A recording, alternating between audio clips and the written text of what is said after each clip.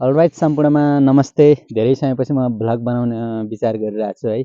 म चाहिँ हिजो आएको अनि म र लोकमामा भएर अब माथि स्वास्थ्य इकाइमा जाँदैछौँ।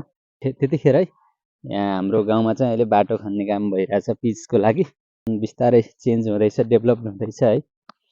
यहाँ देख्न सक्नुहुन्छ ए यहाँ त ग्राभल है, यहाँ चाहिँ ग्राभलको लागि। अनि ठेकदारै अहिलेसम्म गाई भयो हुनुहुन्छ पनि यहाँ चाहिँ टिक बाजुको घर।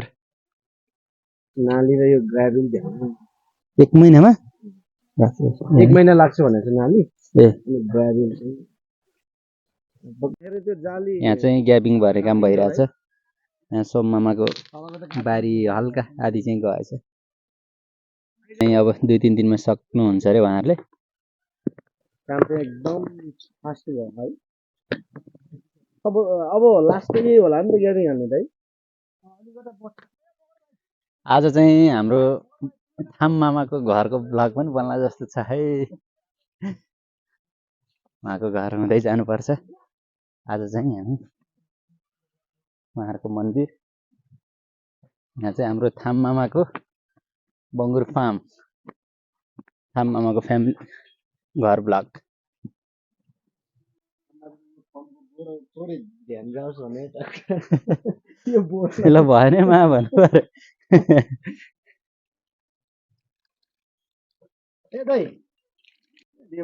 ओके, अब हामी बिस्तारै माथितिर चढ्दैछौँ। यहाँको पुरानो घर चाहिँ भत्काइदिनु भएछ। ल यहाँ चाहिँ हाम्रो नोर सरको घर पनि देखाउनु पर्यो है। अहिले चाहिँ हामी छापथरमा आइसक्यो, हाम्रो कुल सर र बबिन बाजुको घर। भाइले देख्न सक्नु बाजुलाई बाजु मल बोक्ने सिजन।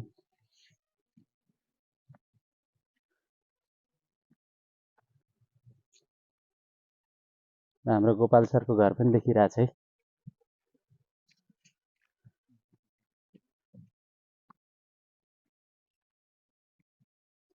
फाइनली अहिले चाहिँ हामी स्वास्थ्य इकाइ आइसक्यौँ। स्वास्थ्य इकाइ साथै सहकारीमा है। यहाँ देख्न सक्नुहुन्छ, यहाँ पसल, यहाँ माथि एनटिसीको टावर। आजको झन् ट्र्याक्टर भ्लग हुने भयो नि त मामा, यस्तो छ अवस्था है।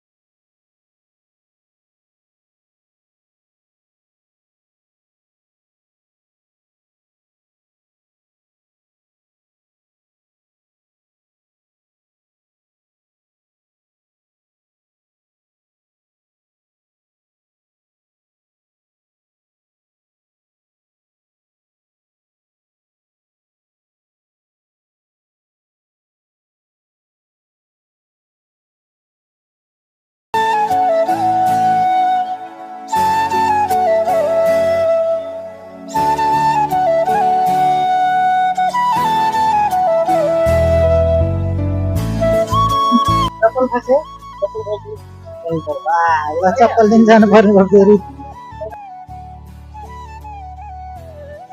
हजुर मामा कस्तो अनुभव हुँदैछ?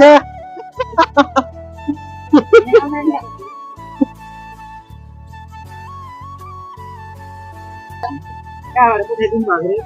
युकेबाट पठाइदिएको दाजुले फर्स्ट दिएर है हामीले भाँचिएको छ। हुन त आएछ।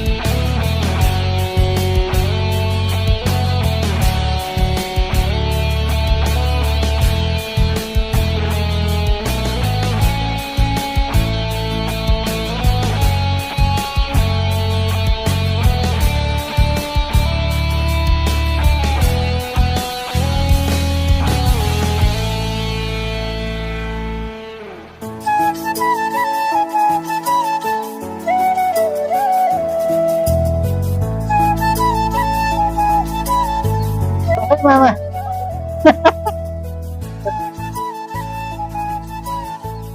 क्षेत्र एकदम सफल भयो हैन? सहज सफल सफल भयो एकदम सफल भयो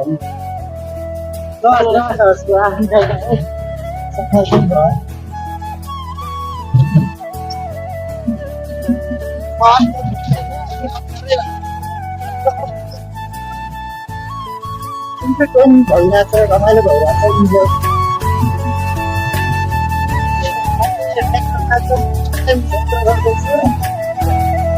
कति वर्ष भयो ट्रेक्टर चलाउनु भएको?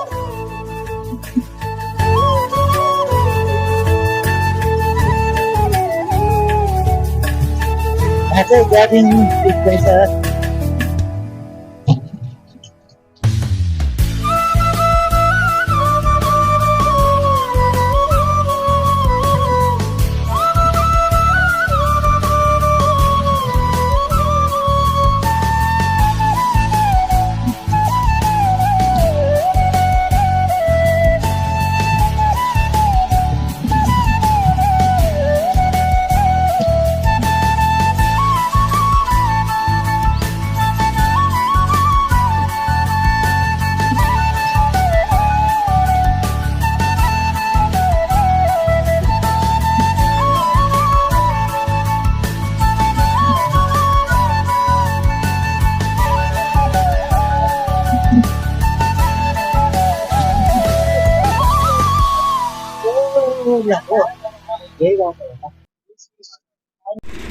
ल धन्यवाद धेरै धेरै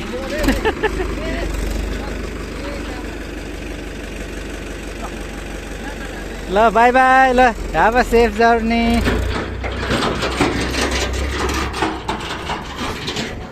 फाइनली हामी पनि घर आइपुग्यो यदि ओ माई गड यसरी सधैँ यात्रा गर्ने भने त मेरो वेट पनि घट्छ होला है साली हो कि साली आयु पनि घट्छ हौ भन्छ यस्तो चल्यो।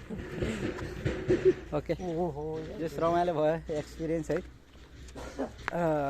जस अनेक अनुभव लिनुपर्छ जिन्दगीमा ल म धेरै भएर हस् हस् ल भ्लग बन्द गरेँ अब